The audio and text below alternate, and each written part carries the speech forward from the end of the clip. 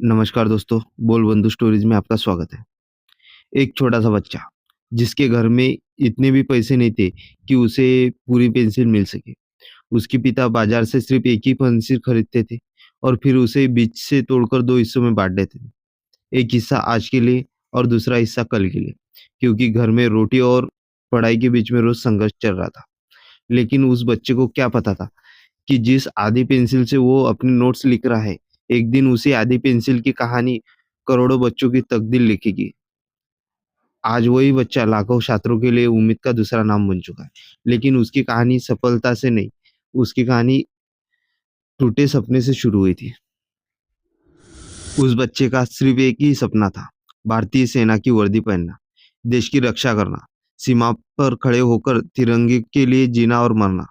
उसने दिन-रात मेहनत की, परीक्षाएँ पास की, हर चुनौती पार की, लेकिन किस्मत ने आखिरी मोड़ पर उसे रोक लिया। मेडिकल टेस्ट में उसके हाथ की एक उँगली थोड़ी-सी टेढ़ी निकली। बस इतनी सी वजह से उसे अनफिट घोषित कर दिया गया।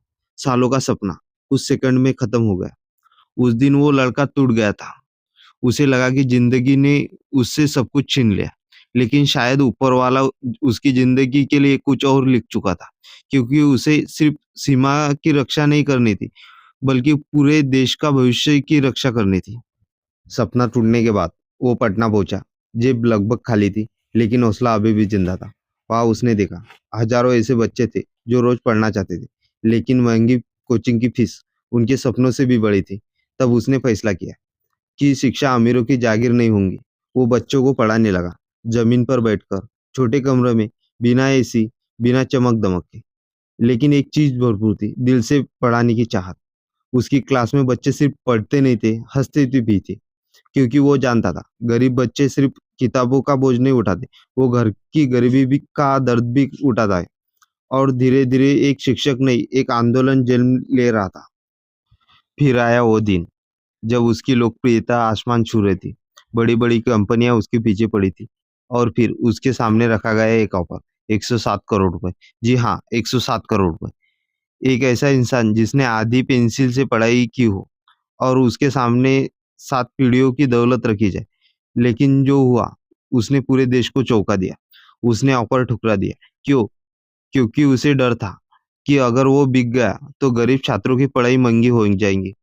उसने पैसे नहीं चुने, उसने बच्चों का भविष्य चुना। आज के दौर में जहाँ लोग लाखों के लिए अपने सिद्धांत बेच देते, वहाँ किसी का 107 करोड़ छोड़ देना सिर्फ़ फैसला नहीं, बल्कि त्याग है। लेकिन आपको पता है, सफलता के साथ में संघर्ष भी आता है। विवाद भी आए, आलोचना हुई, हमले भी हुए।